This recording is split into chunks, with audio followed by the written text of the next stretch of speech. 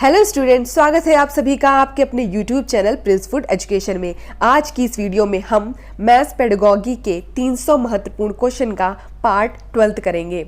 Question है अपसारी चिंतन, डाइवर्जेंट थिंकिंग हमने पिछले वीडियो में पढ़ा था। अभिसारी चिंतन, कन्वर्जेंट थिंकिंग, जो बंद अंत वाले प्रश्न होते हैं, जो बंद अंत वाले प्रश्न होते हैं उन्हें कन्वर्जेंट थिंकिंग कहते हैं, और जो अपसारी चिंतन होता है उसे खुले अंत वाले प्रश्न कहते हैं। और बंद अंत वाले प्रश्न जो होते हैं उनका केवल एक ही उत्तर होता है, जैसे बहुविकल्पी हो गए, हाँ या नहीं हो गए, सत्य असत्य हो गए। जो अपसारी चिंतन होता है उसका मतलब होता है डाइवर्जेंट थिंकिंग, जो खुले अंत वाले प्रश्न होते हैं जिनके उत्तर विवेकानुसार दिए आते हैं, मतलब उनके उत्तर एक से अधिक हो सकते हैं। जैसे अनार खाने के क्या फायदे हैं, तो अनार खाने के बहुत से फायदे हैं, तो ये क्या हो गया, इसके बहुत सारे आंसर हैं। ठीक है, नेक्स्ट क्वेश्चन है निदानात्मक। निदानात्मक क्या है? समस्या का पता लगाना। किसी समस्या का पता लगाना क्या है? निदानात्मक है। उपचारात्मक परीक्षण क्या है? उपचारात्मक परीक्षण क्या है? समस्या को दूर करना। किसी समस्या को दूर करना उपचारात्मक परीक्षण है। नेक्स्ट है गणित में उपचारात्मक कार्य के लिए। तो गणित में उपचारात्मक कार्य के लिए क्या यूज़ करते हैं? पहला है अबेकस या गिनतारा। आपने छोटे में अबेकस देखा होगा, जिससे क्या करते थे, हम संख्याओं की गणना करते थे। तो अबेकस और गिनतारा एक ही है। ठीक है। प्रयोग गणनाओं स्थानीय मान संख्याओं को पढ़ने में। तो अबेकस का यूज़ जो है वो स्थानीय मान संख्याओं को पढ़ने के लिए भी करते हैं।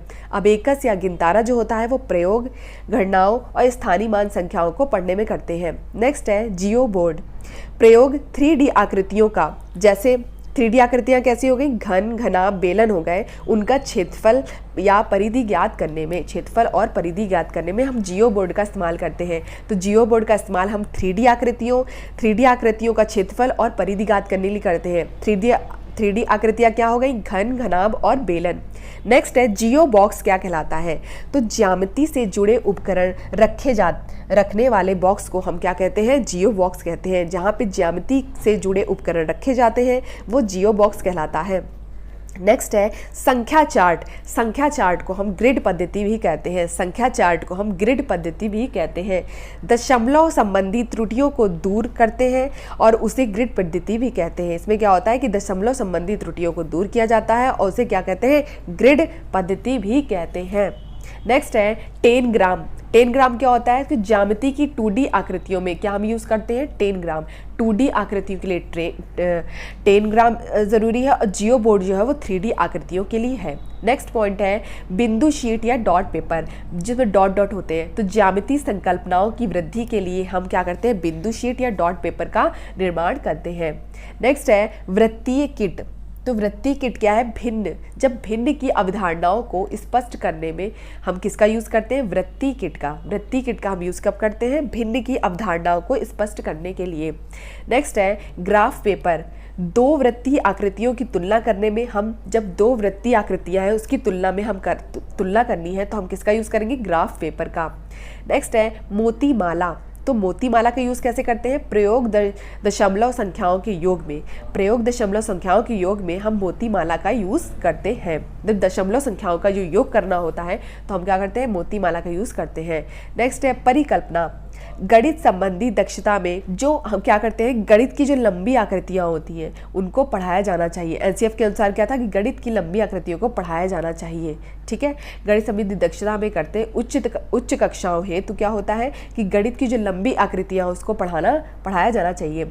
नोट में क्या लिखा है? बच्चों को गणित सिखाते समय मौखिक प्रश्नों से शुरुआत करें। कि स्टार्टिंग में क्या करें? बच्चों